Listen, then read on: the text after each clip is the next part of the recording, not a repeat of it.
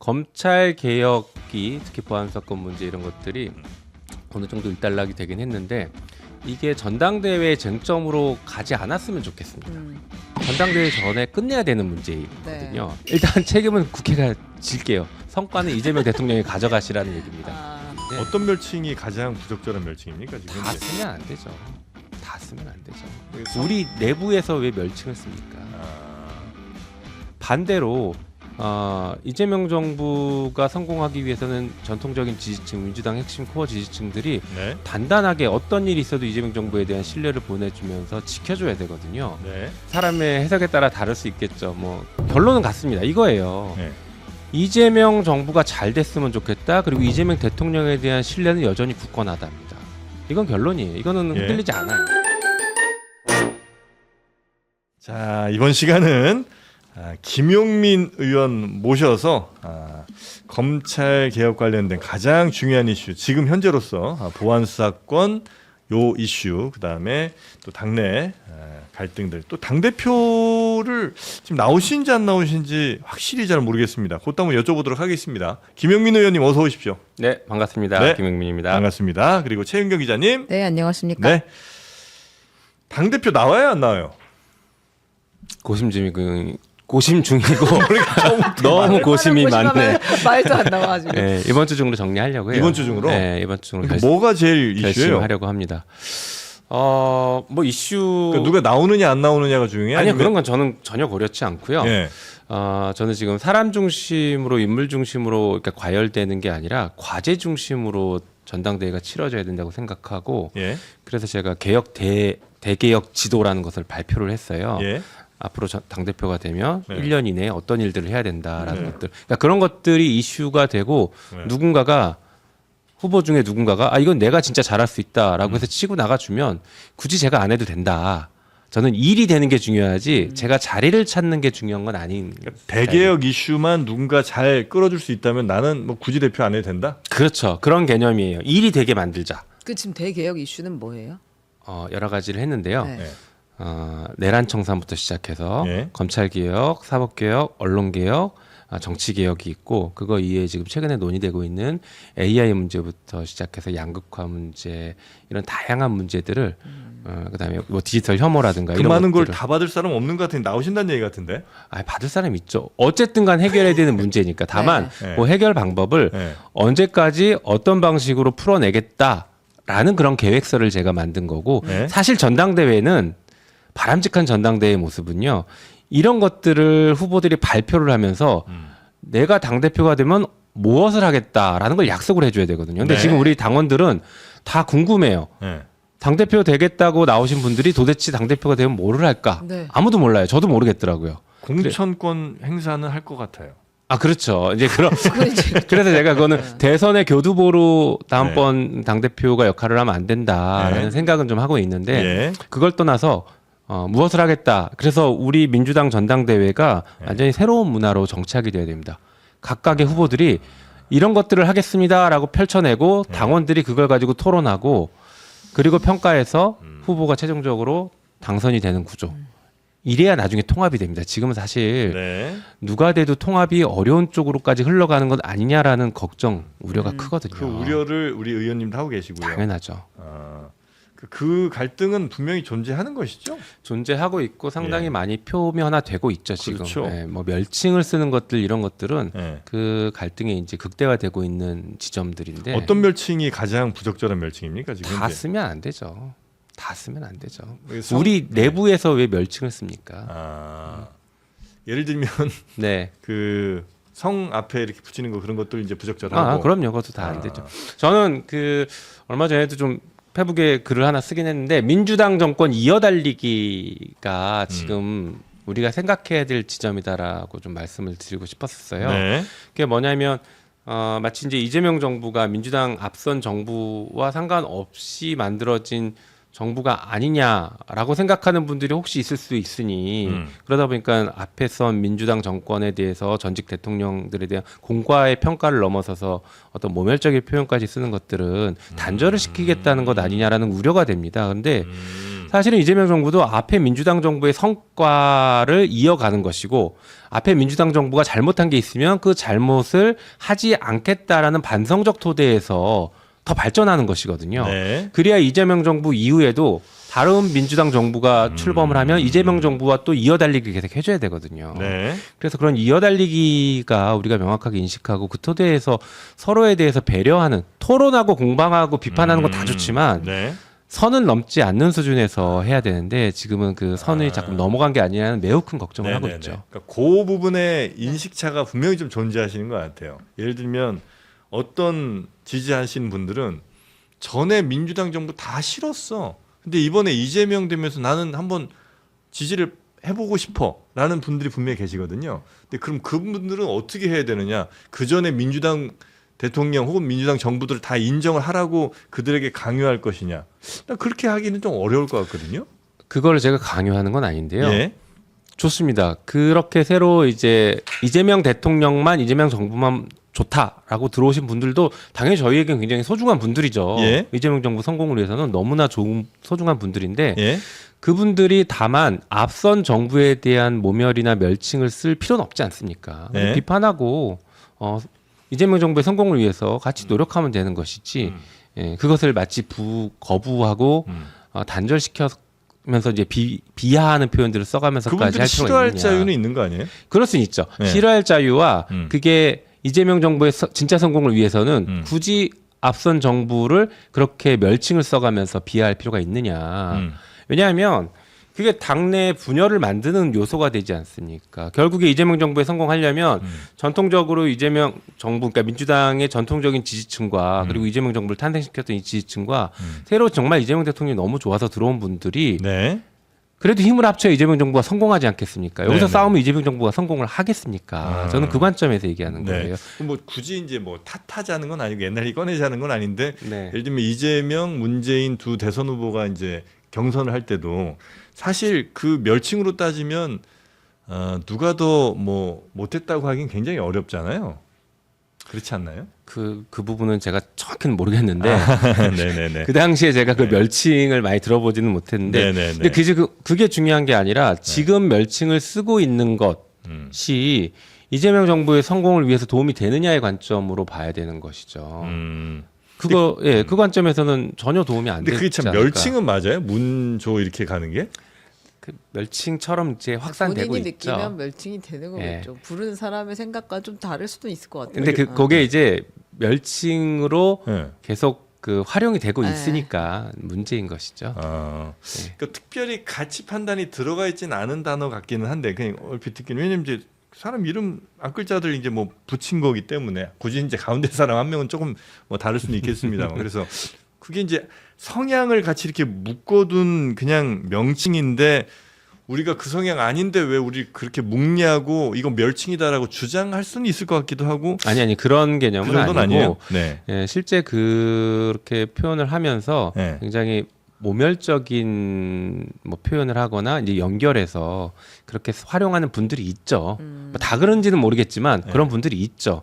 그러니 그런 것들이 당내 통합이나 이재명 정부의 그 성공을 위한 어떤 단결에선 굉장히 저해된 요소는 분명하고 아까도 말씀드린 것처럼 반대로 이재명 정부가 성공하기 위해서는 전통적인 지지층, 민주당 핵심 코어 지지층들이 네. 단단하게 어떤 일이 있어도 이재명 정부에 대한 신뢰를 보내주면서 지켜줘야 되거든요. 네. 근데 이 사람들에 대한 공격과 이 사람들과 단절하겠다라는 것은 바람직하지 않을 수는 있죠. 쟁점, 뭐랄까 노선이나 정책에 대한 토론을 하는 건 얼마든지 좋아요. 네네네네. 예. 그런데 그 상대를 배제하겠다 혹은 상대의 존재를 인정하지 않겠다라는 방식은 도움이 안 된다는 얘기를 하는 겁니다. 저는. 근데 이게 역시 뭐 또 지난 이야기를 자꾸 좀 드리는 것 조금 죄송하긴 한데 언제부터 그 뭐 멸칭 내지는 갈등이 시작됐는가를 좀 따져보면 굳이 따지면 아마 뭐 합당 그때쯤 그다음에 이제 지방선거 요때 새로 들어오신 분들에 대해서 공격이 꽤나 가열차게 있었던 것 같고 그 과정에서 서로 감정들이 좀 많이 상한 것 같은 느낌은 좀 있거든요. 근데 그 먼저 멸칭 내지는 좀 공격을 했던 거는 그러니까 새로 들어오신 분들이 이전에 있던 분들을 막 공격했다기보다는 이전에 있던 분들이 새로 들어온 사람들한테 저 사람들은 뭐 믿을 수 없는 사람들이고 뭐 지지율 좀 떨어진 바로 배신할 사람들이고 이런 얘기들 꺼내면서 그러니까 뭐 ABC 포함 뭐 이런 논란들이 있으면서 사실 감정적으로 많이 좀 상한 것 같아서 그렇게 따지면 새로 들어온 분들이 기존의 핵심 코어 지지층들을 막 공격한 게 아니라 오히려 반대 아닌가? 그러니까 선우가 예. 중요할 수도 있죠. 근데 예. 제 관점에서는 예. 선우의 개념보다 예. 양쪽 다 하지 말자는 얘기를 하는 겁니다. 양쪽 다. 그렇죠. 예. 그렇게 제일 예, 좋죠. 그럼요. 우리 전통 지지층이라고 불리는 분들도 예. 새로 들어온 유입된 분들과 같이 갈 생각을 하면 되는 거죠. 예. 그걸 굳이 나눌 필요는 없지 않나. 네. 근데 그게 아까 말씀드린 이게 표현 자체가 자꾸 우리 생각을 더 고착화시키고 더 이렇게 더 빠져들게 하는 것들이 있는데 네. 멸칭을 자꾸 쓰다 보면 사람이 더 미워지거든요. 네, 그 네. 대상들이. 그러니까 굳이 그렇게 우리가 할 필요 없고 예. 정말 이재명 정부 성공을 위해서 다 똑같이 지금 그 마음으로 들어와 있는 사람들이라면 네. 한 목소리 낼 필요는 있지 않겠냐. 용역 평론가나 뭐 이렇게 저 그런 뭐라고 촉법 평론가 이런 예. 표현들은 멸칭에 해당되죠 이런 것들은. 뭐 사람의 해석에 따라 다를 수 있겠죠. 뭐 이렇게 굉장히 기분 나쁘게 받아들일 수 있는 부분도 있다고 저는 생각합니다. 다만 네. 이제 그 문제 의식에 대해서는 분명히 우리가 공감하고 네. 포커싱을 거기 맞춰야 돼요. 아마 이제 유시민 작가께서 그 뭐 방송에 나와서 다스베이다에서 나와서 네. 말씀하신 것들이 최근에 화제가 되고 있는데 예. 그건 전체 영상을 다 봤거든요. 네. 이제 어떤 말씀을 하신지 한번 네. 보고 싶어서 봤는데 전체 영상을 보니까 제가 받아들인 인상은 그겁니다. 이재명 대통령에 대한 애정과 이재명 정부가 성공을 했으면 좋겠다라는 그 생각은 전혀 달라지지 않고 그것을 굉장히 많이 강조하고 있다. 네. 다만 지금 발생하는 몇 가지 현상들이 우려스러운 지점이 있다. 그걸 이제 표현하는 건데 네. 그 표현하고 비유하는 과정에서 불편하신 분들도 있을 수 있고 거기에 대한 또 다른 논쟁이나 반박들이 있을 수는 있죠. 근데 그거는 저는 약간 지엽적인 문제일 수 있다고 보고 본질적인 것은 네. 예, 지금 우리가 발생하고 있는 여러 가지 문제들에 대해서 이제는 좀 공론화해야 된다. 그냥 지지자들이나 아니면 당 내에서 어떤 분열이 있는 것을 우리가 쉬쉬하고 넘어갈 게 아니고 네. 또는 뭐 멸칭을 쓰거나 하면서 서로를 공격하는 이런 것들을 쉬쉬하고 넘어갈 단계는 이미 지났고 공론화해서 품격 있게 한번 토론해 보자라고 해서 방아쇠를 당겼다고 저는 보거든요. 굉장히 그래서 그 부분은 저는 이제 공론화장이 열렸다라고 해서 아주 긍정적인 효과라고 생각합니다. 본격적으로 얘기해 보자는 판이 만들어졌다. 네, 판이 이건 열린 뭐, 거죠. 예. 그럴 수 있겠고, 근데 예를 들면 문조가 멸칭인데 용역 촉법이 듣기에 따라 그렇게 들릴 수도 있겠다라고 하시면 조금 이건 규정이 좀 안 맞지 않나 하는 생각이 좀 들긴 합니다. 왜냐하면 이건 너무 가치 판단이 들어가 있는 단어들이잖아요. 용역 평론가나 촉법 평론가는 그렇지 않나요? 당연히 그럴 수 있죠. 저는 네. 그거를 부정하는 건 아닙니다. 예. 예, 그거는 뭐 당연히 그렇게 해석할 수 있고 받아들이는 사람 기분 나쁠 수 있죠. 근데 요 차이는 있는 것 같아요. 아까 말씀하신 그 멸칭은 사람이 정확히 특정되지 않습니까? 그런데 예, 다른 표현은 뭐 네. 예를 들면 촉법평론가라고 표현했다고 하면 네. 특정이 안 돼요. 아. 그냥 현상을 얘기하는 걸로 받아들일 수도 있거든요. 네. 그렇지 않습니까? 근데 갑자기 나는 촉법평론가야 나 기분 나빠. 그것도 가능합니다. 충분히 기분 나쁠 수 있어요. 네. 스스로가 누군가는 왜 나한테 그런 표현을 써라고 해서 문제 제기할 수 있습니다. 그거를 문제 제기해서 그것도 역시 유시민 작가께서도 그 부분에 대해서 비판을 받을 지점이 있으면 네. 비판하자. 다만 그게 지엽적인 문제일 가능성이 높으니 네. 본질로 돌아가자는 얘기를 저는 하고 싶은 겁니다. 알겠습니다. 이건 네. 뭐 사실 뭐 길게 나눌 말씀은 아닌 것 같고 오히려 악영향은 차라리 정확하게 뭐 5명 얘기하는 게 낫지. 이렇게 얘기해 놓으면 나는 그 용역이 아니다라는 걸 스스로 증명하기 위해서 아니면 촉법이 아니라는 거를 계속하기 위해서 이상한 비생산적인 논쟁이 더 커지지 않을까 하는 생각이 이제 살짝 들긴 하는데 이건 뭐 중요한 건 아니니까 핵심은 하여튼 그거죠.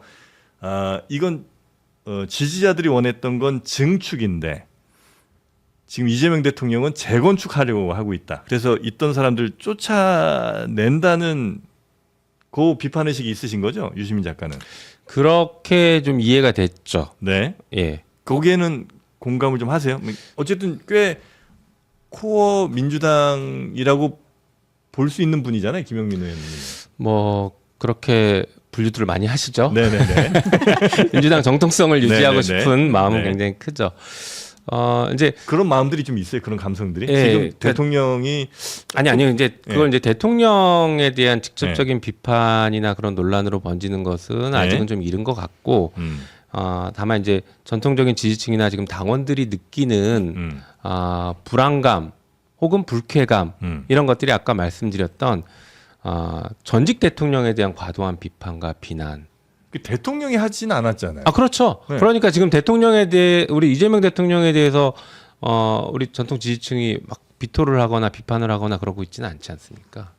그래요. 예, 그렇지는 않아요. 그 유시민 작가의 이게 지금 저는 구별됐으면 좋겠는데요. 예.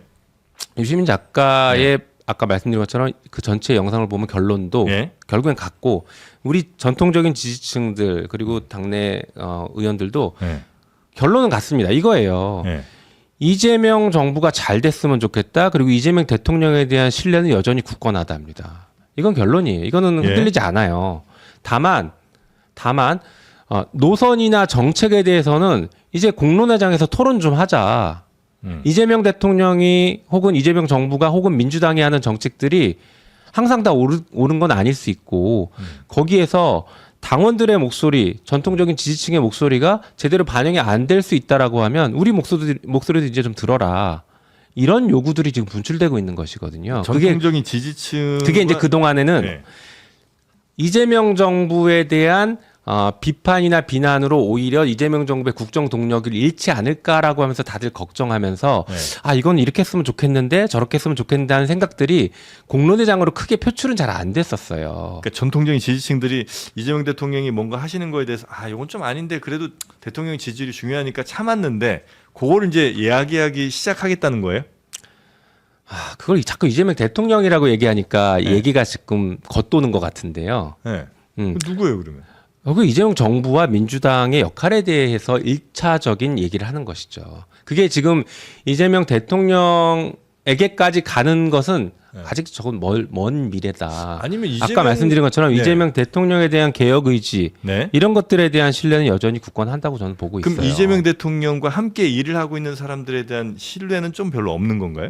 그게 이제 비판의 대상으로 올라오기 시작했죠. 예를 들면 김민석 총리에 대해서 검찰 개혁 문제 네네네. 이런 것들이 이제 비판의 정청래 대표 역시 검찰 개혁에 있어서 네. 비판의 대상으로 지금 공론대장에 올라오고 있지 않습니까? 네, 이런 현상들이 지금 네네네. 이제 벌어지고 있는 것이고, 그 동안에는 그것이 우리가 문제가 좀 있어 보이거나 뭔가 좀 답답해도 네네네. 일단 믿고 가자라는 정서가 더 컸다면 지금은 이제는 이제 우리가 말해서 네. 제대로 갈 수 있게 한번 우리 의견을 표출해야 되는 거 아니냐? 이렇게 돼가고 있다는 거죠. 이게 아주 흥미로운 부분인 것 같은데, 그러니까 대통령과 대통령의 참모들이 전통적 지지층에서는 좀 분리가 되는 것 같더라고요. 근데 또 반대쪽에서는 대통령의 뜻에 어긋나거나 다른 참모들이 어떻게 있냐, 이게 그냥 대통령의 뜻인 거지, 이렇게 생각하시는 분들이 또 한쪽으로 계신 것 같은데. 맞습니다. 네, 그런 것 그게 좀 같아요. 다르시구나. 네, 그런 인식의 차이들이 좀 있죠. 네네네. 예. 근데 제가 너무 많이 말씀을 하느라고 우리 최은경 기자님 질문을 한 번도 못 듣는, 죄송합니다. 아닙니다. 아니 저는 네. 이 전문성을 가진 분야에 대해서 좀 여쭤보고 싶었어가지고 말씀하신 것처럼 이제 노선 투쟁이나 정책 투쟁이 되어야 한다고 하셨잖아요. 네. 그리고 이제 그 김민석 총리 이야기했던 거, 정청래 대표의 이야기를 했던 것도 역시 이 검찰 개혁에 대한 진정성이나 실력이 부족했다라는 차원에서 지금 계속 이야기를 하시는 것 같아서 네. 그게 어쨌든 일단락이 되긴 했지만 중요한 이슈 중에 하나였잖아요. 보안 수사권을 어떻게 그렇죠. 할 것인가에 대한. 근데 이제 김민석 총리는 어쨌든 정부안 발의 안 한다고 이야기를 했는데 이거 자체는 어떻게 평가를 맞아, 하세요? 이것도 참 여쭤봐야 되는. 굉장히 중요한 문제죠. 네, 일단 네, 그 말씀드리기 전에 저는 검찰 개혁이 특히 보안 사건 문제 이런 것들이 어느 정도 일단락이 되긴 했는데 이게 전당대회 쟁점으로 가지 않았으면 좋겠습니다. 왜냐하면 전당대회 전에 끝내야 되는 문제거든요. 네. 전당대회 쟁점으로 가져간다는 건 전당대회 이후에 결론을 내리겠다는 거고 법을 전당대회 이후에 통과시키겠다는 것이라 그렇게 되면 9월달 통과시키면 10월달 공소청 출범이 어려워져요. 네. 그래서 전당대회 이슈가 아니라 네. 그 전에 당에서 마무리를 지었으면 좋겠다가 대전제입니다. 제가 네. 정말 바라는 방식입니다. 그리고 그런 차원에서 말씀하신 것처럼 정부가 정부안을 넘기지 않겠다라고 하는 것에 대해서는 저는 비판보다는 긍정적인 요소가 더 많다고 봅니다. 그 부분은. 불필요한 논쟁을 더 네. 만들지 않겠다는 맞습니다. 취지에 공감하시는 네. 거예요. 속도가 훨씬 더 빨라질 수 있다라는 네. 점에서 가능합니다. 다만 정부에서 그동안 논의했고 또 대통령께서 계속 고민하셨던 피해자에 대한 보호를 우리가 혹시 소홀히 하는 건 아니냐, 놓치는 건 아니냐라고 말씀하셨던 부분들에 대해서 정부가 고민했던 안들이 있을 거예요. 그런 것들을 뭐 굳이 정부안을 넘기지 않겠다라고 하면 이 공론화하고 그 국회에서 논의할 때 그래도 최소한의 그 정부의 고민했던 흔적들은 넘겨줬으면 좋겠다는 생각은 갖고 있어요. 공식적이지는 않더라도 네. 이런 정부의 입장을 그래도 저희에게 한번 설명이라도 해주면 네. 국회에서 논의할 때 훨씬 더 안정적인 방안들을 만들 수 있을 거라고 생각합니다. 다만 그 시간은 지금 많지 않기 때문에 한 달 정도 내에 이 논의가 어느 정도 결론을 다 얘기 내고 많이 만들어야 안 하셨어요? 정부랑? 정부랑 그러니까 저는 제가 얘기할 수 있는 권한이 있는 자리에 있지 않았잖아요. 그래서 저는 모르겠고 네. 저는 얘기를 거의 못했고 네. 그건 당 지도부가 하죠. 네. 그래서 당 대표와 당정청 협의가 있으니까 네네. 있죠. 근데 제가 알기로는 네. 그 논의가 깊이 들어가지는 않았을 겁니다. 왜냐하면 네. 정부도 안이 안 만들어졌고 당도 안이 없었거든요. 네. 안이 없는 상태에서 논의하기가 어렵죠. 그럼 정부가 뭘 줄 거 없잖아요. 만약에 안 했으면 논의를 안 했으면. 정부는 정부 안을 만들었잖아요. 그러니까 정부 안에서 네, 정부 내에서 정부가 만든 안이 있단 말이에요. 그러니까 그 안은 당과는 전혀 협의되지 않은 거예요? 그렇죠. 왜냐하면 당이 아직 보내지 않았으니까 그러니까 그 만드는 과정에서도 당이 같이 참여하지 않나요? 안 한 것으로 알고 있습니다. 아 그래요? 네. 근데 이제 제가 궁금해하는 것은 네. 어쨌든 정부 안을 내지 않는 건 아마도 그 정부에서 수차례 토론을 하고 전문가들을 불러서 이야기 들었을 때는 보안 수사권을 그래도 갖고 가는 게 좋겠다는 이야기가 훨씬 많이 나왔다는 거예요. 네네네. 근데 결과적으로 지금 폐지하자라고 이야기를 했으니 마땅히 우리가 논의했던 거를 넘기기도 좀 애매해지는 그런 상황이 된 것 같아요. 그게 밖에서만 보면 어떤 느낌이냐면 네. 정부가 어떻게든 보안 수사권 이렇게라도 저렇게라도 좀 있는 게 해보려고 했는데. 경찰을 뭐 견제한다거나 아니면 하여튼 피해자들이 뭐 수사 관련된 있을 때 이건 좀 있어야 될 것 같다고 여러 차례 얘기를 하는데 당에서는 절대 안 되고 티끌만큼도 안 되고 숟가락 하나 남겨놓으면 칼을 찌를 것 같다 이런 이제 나오니까 아유 그래 알겠습니다. 그러면 당에서 하세요. 뭐 우린 더 이상 어떻게 할 수가 없네요 정도의 느낌이거든요. 그러니까 뭐 언론 보도 정도를 보면 네. 그런 느낌은 아닌가요? 그런 정도는 아니고요. 예. 실제로 정부 안에서 뭐 저도 제가 직접 뭐 안을 받아보진 못했지만 보안 사건을 주지 않는 그러니까 정부가 만든 안이 하나만 단일안이 아니라 복수안인데 보안 사건을 주지 않는 안이 있다라고는 제가 듣긴 들었거든요. 네. 그러니까 정부도 보안 수사권이 없을 때 아까 말씀하신 그런 문제들을 그러면 어떻게 잘 보완할 것이냐. 그리고 실제로 지난 4월인가 5월에 국무총리실 주제로 토론회를 했습니다. 그때 네네네. 토론회 주제가 보안 수사권이 없을 경우에 바람직한 모델이 무엇이냐를 가지고 토론회를 했어요. 그러니까 정부도 이미 그것에 대해서 충분히 논의하고 네. 대안들을 만들었죠.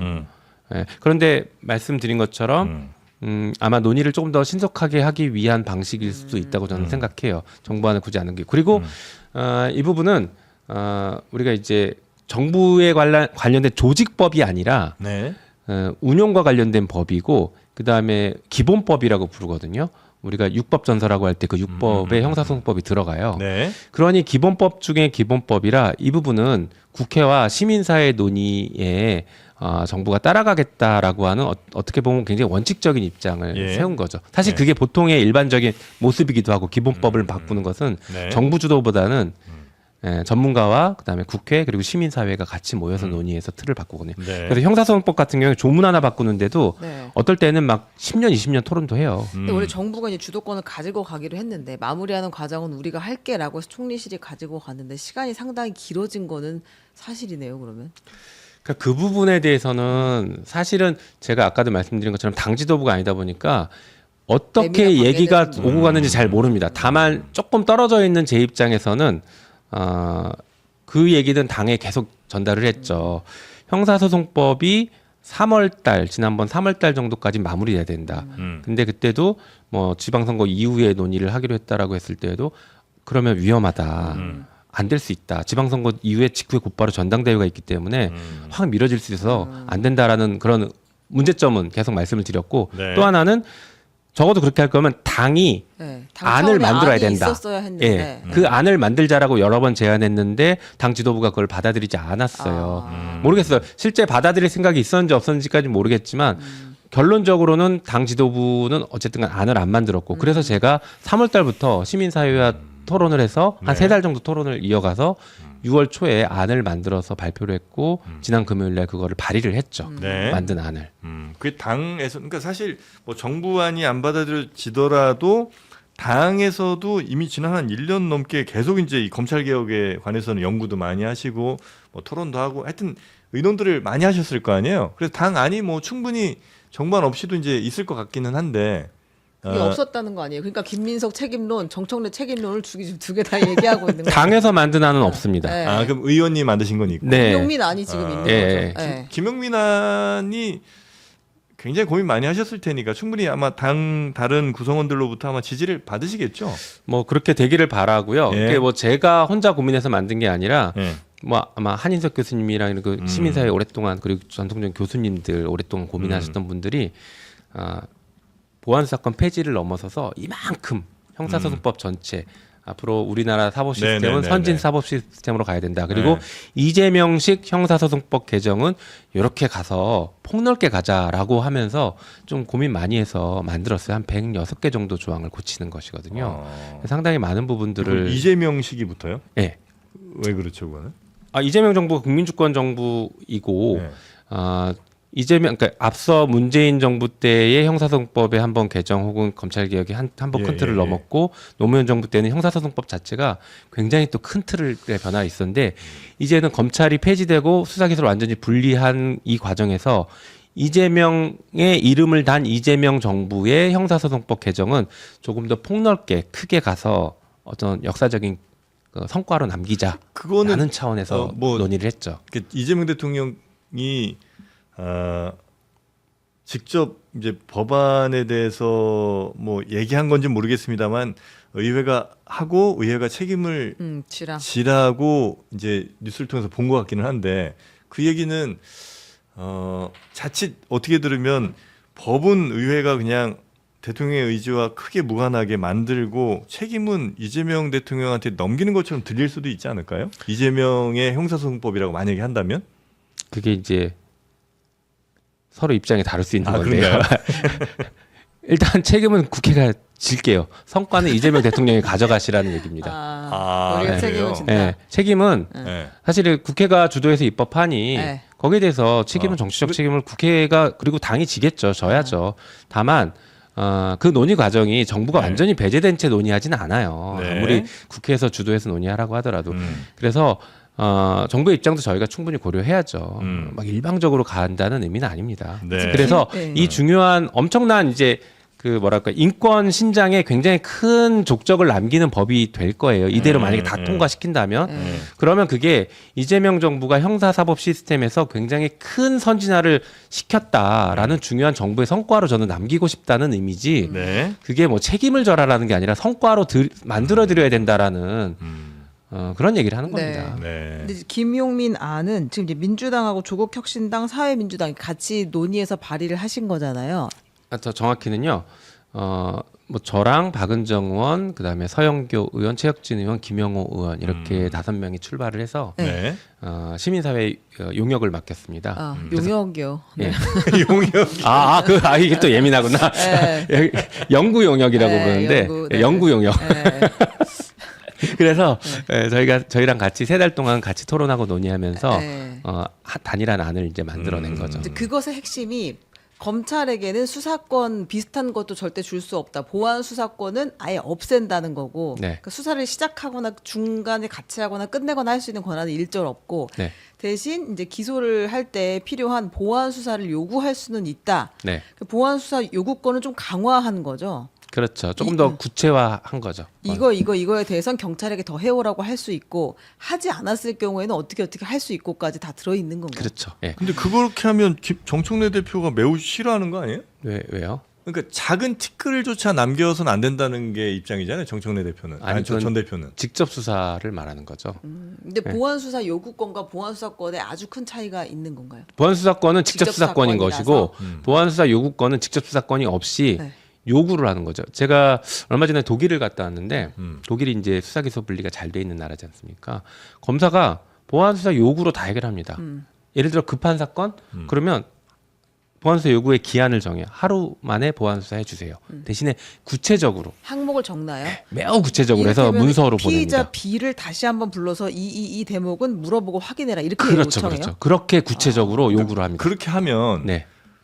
검찰이 과거 뭐 등 한 글자로 완전 새로 이제 수사권을 다 만들어 버렸듯이 이렇게 보안 수사 요구라는 거 요 작은 틈새 하나만 줘도 검찰은 어떻게든 다시 자기네들 뭘 할 거다라는 게 정청래 전 대표의 주장이고 그래서 그런 단 하나의 티끌조차 남기지 않겠다는 거 아니에요? 그건 이제 정청래 대표한테 물어봐 주시면 좋을 네. 것 같고 아, 그래요? 제가 바라보는 관점에서는 네. 보안 수사 요구권은 있어야죠. 아. 그래야 경찰 수사 그러니까 상호 견제인데 결국에는 우리가 검찰이 옳냐 경찰이 옳냐가 아니라 둘 다 틀렸으니 네. 상호 견제해서 옳은 방향으로 가랍니다. 네. 권력은 그렇게 통제하는 거예요. 견제하게. 그러니까 경찰의 수사에 대한 통제 방안으로 보안수사 요구권을 주는 것이죠. 네. 다만 보안 수사권을 주느냐 안 주느냐가 이제 여러 가지 뭐 논쟁이 있을 수 있지만 아까 말씀드린 해외 사례에 비춰도 굳이 주지 않는다, 굳이 활용하지 않는다는 것이 하나 있고요.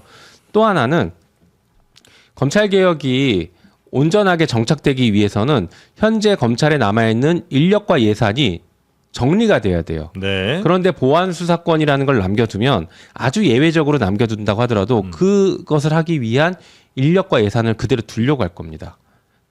보안 수사 요구에는 그게 안 필요해요. 필요하지 않죠. 검사가 하면 되니까요. 근데 보안 수사라는 건 직접 수사니까 예를 들면 수사관이 더 있어야 그렇죠. 되고 이런 수사관을 얘기. 남겨두려고 할 거예요. 그러면 이게 언제든지 검찰 개혁이 원점으로 돌아가 버릴 수 있다는 것이죠. 그리고 그 작은 보안 수사권이라는 직접 수사권을 가지고 확대해서 별건 수사로 넘어갈 수 있는 거죠. 별건 수사 우리가 못하게 한다고 금지한다고는 하지만 그건 해석의 문제고 현실에서 검사가 영장 들고 와서 네네네. 영장 집행하면 당신은 별건 수사니까 영장 집행 못합니다라고 거기서 버틸 수 있는 사람이 누가 있을까요? 그 예를 들면요. 그러니까 이게 잘 정착이 되면 좋겠는데 예를 들면 정프로가 전세 사기를 당해서 그 전세 사기범을 지금 계속 네. 조사를 해야 되는 상황이에요. 네. 근데 그 사람 조사한 게 영 마음에 안 들어서 검사가 경찰한테 또 이야기해요. 아니 그 사람한테 이거를 물어보라고. 언제 네가 그 돈을 여기 이체했는지를 계좌 이체했는지를 압수수색해서 확인을 하란 말이야. 그래서 해 왔어요. 근데 걔 압수수색 해보니까 다른 게 또 나왔어요. 그래서 아니, 그러니까 다시 한번 부르라고. 그래서 이 돈이 지금 어디로 가는지 이 사람을 확인해 보라고. 그래서 계속 보안수사 요구권을 통해서도 또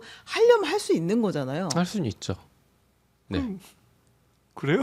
네. 근데 그러면 그래도 직접 수사는 아니니까 그건 괜찮은 그렇죠. 거예요. 이게 수사와 기소 기관이 다른 기관이기 때문에 상호 견제가 되는 거예요. 그런데 말씀하신 것처럼 보안 수사를 요구하는 것에도 일정한 한계가 있죠. 그렇죠. 일단 한계를 어디까지 설정할지의 문제는 우리 법에는 대통령령에 지금 네네네. 집어넣긴 했는데 그런 상황들에 대해서는 얼마든지 실무에서 가능합니다. 그리고 경찰과 검찰의 관계가 아까 견제 관계라고도 말씀드렸지만 대부분의 관계는 협력 관계로 갑니다. 그래서 네. 경찰이 영장을 청구할 때 방금 압수수색 영장 얘기하셨잖아요. 영장은 검사를 통해서만 그렇죠. 청구할 수 있기 때문에 사전에 그 사건의 내용을 검사에게 설명을 합니다. 그래서 네. 검사가 영장 청구를 하기 위해서는 이런 게 필요하다라고 요구를 또 해요. 네. 그럼 거기에 맞춰서 수사를 해옵니다. 아. 이런 게 협력 관계와 견제 관계로 네. 현실에서 정부와 그다음에 현장에 있는 실무자들의 의지만 충분하면 네. 굉장히 잘 돌아가는 시스템이 될 수 있어요. 요게 다수의 국민들, 다수의 범죄 피해자들을 위한 개혁 방향인 게 맞는 거죠? 일단은 맞다고 말씀을 드리고요. 네. 이렇게 보셔야 됩니다. 예. 검찰 개혁해서 우리가 형사소송법을 개정하는 것은 예. 국가에 의해서 피고인 피의자의 권리들이 인권이 침해되어 온 그 역사를 최소치로 만들겠다 해서 출발하는 거예요. 피의자들. 피의자죠. 그러니까 이른바 범죄를 저지른 사람들. 범죄를 저지르는 것으로 의심되거나 범죄자가 아닌데 범죄자로 만들어버린 범죄자가 그런 얼마 조작 사건이 많아요. 조작 사건이. 예. 그렇기 때문에 보통 국민들도 많나요? 그럼요. 봐봐요. 그 예를 들어서 네. 우리 쿠팡 사건 그때 퇴직금 사건 네. 이런 거 뭐 정관이 들어와서 뭐 개입하면서 기소될 갑자기 무혐의 되면서 수많은 피해자들이 발생하지 않습니까? 네. 이런 사건들을 견제하는 방식들이 네. 상호 분리시켜서 견제하게 만드는 거예요. 그쵸. 이건 물론 이건 피해자를 그쵸. 구제하는 사례이긴 하는데 좀 피의자 같은 경우에도 네.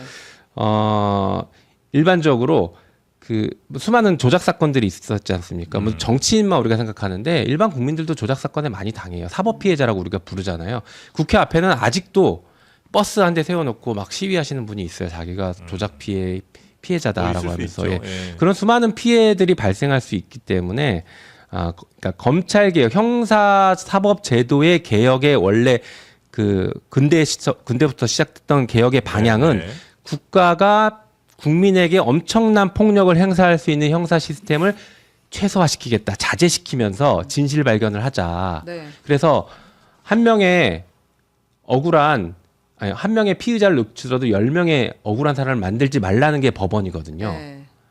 그 말은 무슨 말이냐? 네네. 지금 그 차량으로 지금 어쨌든 구속 기간도 경찰에서 열흘, 검찰에서 열흘 플러스 열흘 연장할 수 있는 30일을 네. 줄이겠다고 지금 발의를 하신 거잖아요. 네, 법에는 7일, 7일, 7일로 이렇게 경찰 되긴 7일, 했죠. 검찰 7일 플러스 7일 이렇게 가능하다. 지금 네. 구속 기간을 그렇게 줄이려고 하고 계신 거고. 물론 이 문제는 네. 이제 시민사회에선 7일로 줄이자라고 강력하게 요구해서 저희가 그 안을 그대로 이제 발의는 했는데 네. 논의 과정에서 그 부분은 아마 이제 의원들이나 아니면 이 사건 실제 수사를 담당하는 분들의 의견을 들어서 네. 뭐 10일로 그대로 갈 수도 있고 아. 아니면 7일로 줄여도 충분하다라고 하면 줄이는 것도 고민해 볼 수 저는 있습니다. 이제 약간 한 명의 그 억울한 사람이 생기지 않는 것도 중요한데 이 범죄자를 처벌하는 것도 지금 너무 중요한 것 같거든요. 너무 걱정이 많습니다. 저도 배임, 전적으로 동의합니다. 횡령 지금 전세 사기 지금 다 쳐넣어야 되는데 지금 이 전적으로 사람- 동의합니다. 너무 오래 걸려. 지금의 이 전제는 뭐냐면 모두가 너무 수사를 하고 싶어하는 상황일 때는 이제 이게 견제도 하고 균형을 맞출 수 있는데 네. 지금 다 손 놓고 있는 이런 상황에서는 이 시스템으로는 형사 사법 체계가 잘 안 돌아가지 않을까 하는 이제 걱정이 더 많이 되는 거죠. 그게 지금의 시스템으로 보면 어색해 보일 수 있는데 네. 이럴 수 있죠. 지금 수사의 최종 책임자가 누구입니까? 선뜻 답하기 어렵죠. 네. 이렇게 되면 수사의 최종 책임자는 수사기관이에요.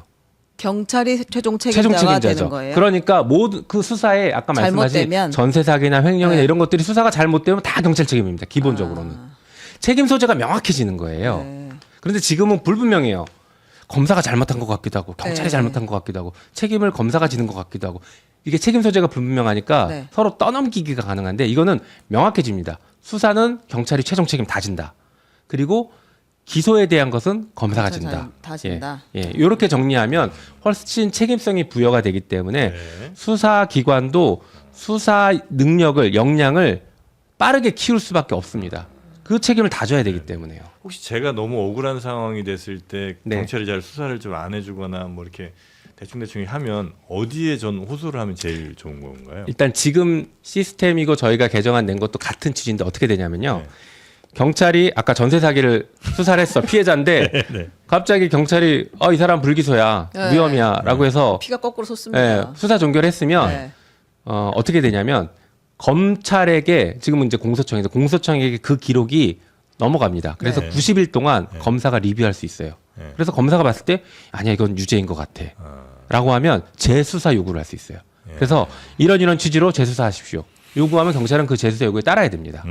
그리고 만약에 고소했어요. 고소나 고발을 했으면 고소나 고발인 같은 경우에 이의신청권이 또 있어요. 그래서 경찰이 종결했어도 사건이 송치가 됩니다. 끝나지 않고 고소 고발인 이의신청하면 검찰로 공소청으로 넘어가서 여기서부터 다시 종결되지 않은 상태에서 다시 재검토를 해서 이거 수사 필요해. 그러면 그때는 수사 요구를 구체적으로 또 할 수 있죠. 네. 그러면 검사는 다시 경찰에게 보완 수사 요구를 하는 거예요. 그렇죠.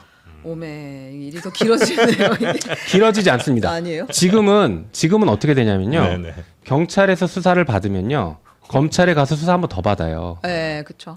근데 지금 이 시스템이면 그냥 경찰에서만 수사 받으면 돼요. 아, 그리고 아까 말씀드린 것처럼 기한을 정하기 때문에 보안 수사 요구가 늘어지는 게 아닙니다. 아, 오히려 그리고 그 해당 경찰이 지금은 사실은 시스템상 서로 특정하지 않고 사건 떠넘기가 되다 보니까 네. 길어지는데 그게 아니라 책임성을 명확하게 부여하면 특정 사안이 한 경찰에게 배당이 되면 이게 완전히 끝날 때까지 검찰에서 최종적으로 끝날 때까지는 계속 이 사람 사건이니까 아. 이 사람의 책임이 되는 거예요. 그럼 경찰의 숫자는 좀 늘어나나요? 그거는 정부에서 이제 정리를 해줘야 될 문제인데 네. 저는 개인적으로는 수사를 전담하는 수사 인력들을 별도로 확충하고 필요하면 수사도 인력도 늘릴 필요는 있다라고 생각합니다. 그러니까 인사 교류가 되지 않고 네. 수사는 수사 경찰은 수사 경찰로만 그 직렬로만 쭉 계속 일을 할 수 있게 만들어 주는 게 바람직하지 않나 싶습니다. 독일이 네. 딱 그렇게 하고 있더라고요. 약간 이건 진짜 좀 바보 같은 질문인 것 같긴 한데 그 검사가 뭐 어떤 정치인 조작 기소할 수 있을 것 같아요. 아니면 뭐 무슨 진짜 자기 뭐 업적 하나 하려고 막 큰 무슨 대기업 누구 하나 잡아넣으려고. 근데 보통 사람들한텐 그냥 귀찮아서 좀 안 했을 수는 있을 것 같아요. 수사를 대충 하거나 검사들이. 근데 얘를 조작해갖고 내가 뭘 만들고 이런 일이 보통 사람들한테 해당이 되나? 그러니까 정치인이나 뭐 대기업 뭐 이런 사람들, 저 총수들 뭐 이런 사람들 말고 있을 수 있죠. 그래요? 거기에 이제 정관이 끼어들면 가능해집니다. 아니 그래서 이제 좀 걱정되는 건 혹시 그런 끼어들어서 생기는 문제 같은 건 혹시 경찰 수사 단계에서 훨씬 더 끼어들 여지가 많진 않을까? 왜냐하면 훨씬 더 많은 사람들이 있을 수 있죠. 널리 있을 수 퍼져 있죠. 있으니까. 자, 근데 그거는 예. 이렇게 보시면 됩니다. 예.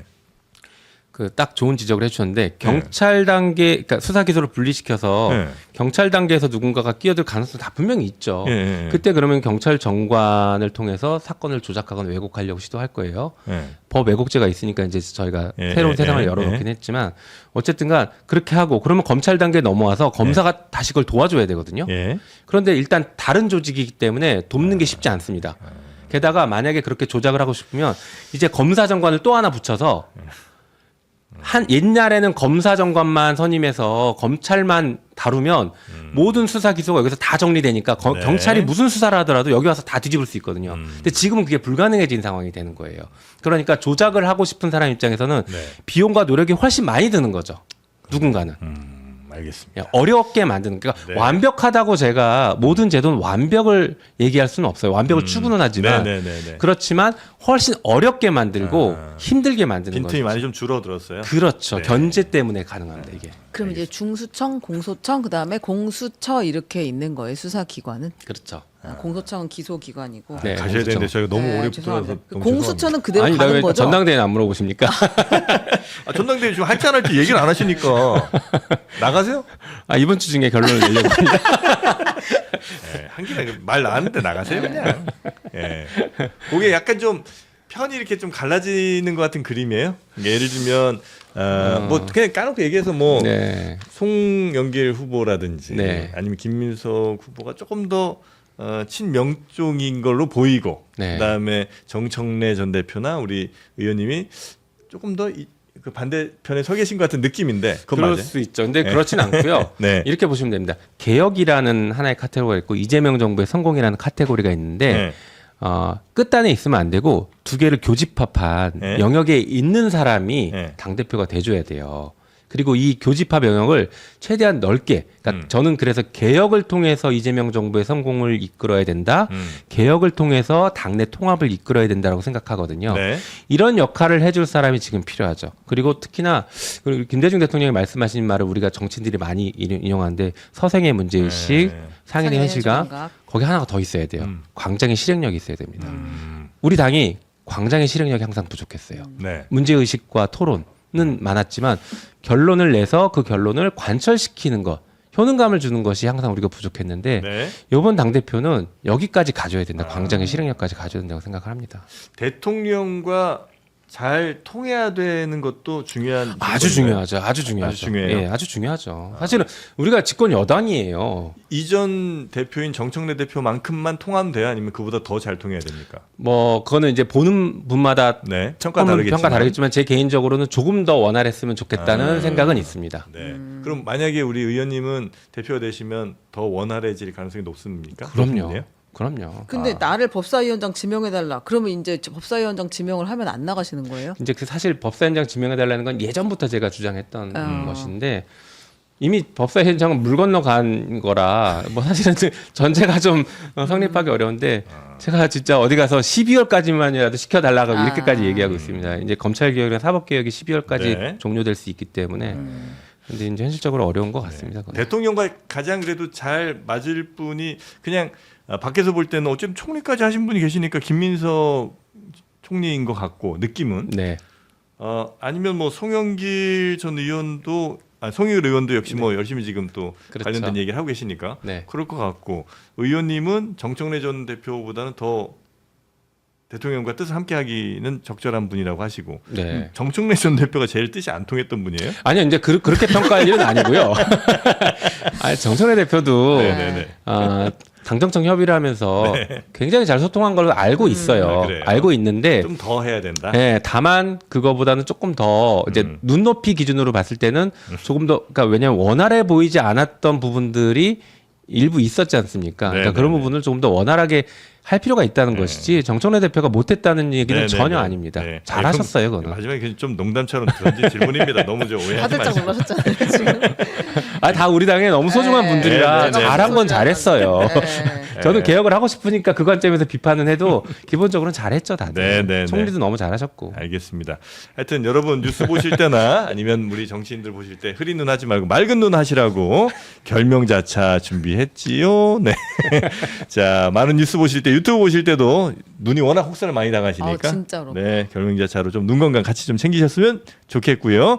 노카페인의 칼로리도 제로입니다. 뜨겁게 시원하게 즐기실 바로 결명자차 물 대신 가볍게 드시면 되겠습니다. 세 박스 60병에 50% 할인 이벤트까지 하고 있으니까 반값에 구매하셔서 물처럼 드시기 바라겠습니다. 데일리 클리어 결명자차와 함께 합니다. 자, 우리 김용민 의원님, 뭐 예정 시간보다 좀 너무 저희가 길어졌네요. 이것저것 많이 여쭤봐서 다시 한번 죄송하고 아닙니다, 아닙니다. 한 번 더 보시면 오늘 전 너무 재밌었습니다. 네. 네. 저도 시간이 부족하네요. 네. 한 번 더 나눠주시면 대단히 감사하겠습니다. 네, 고맙습니다. 네, 고맙습니다. 감사합니다.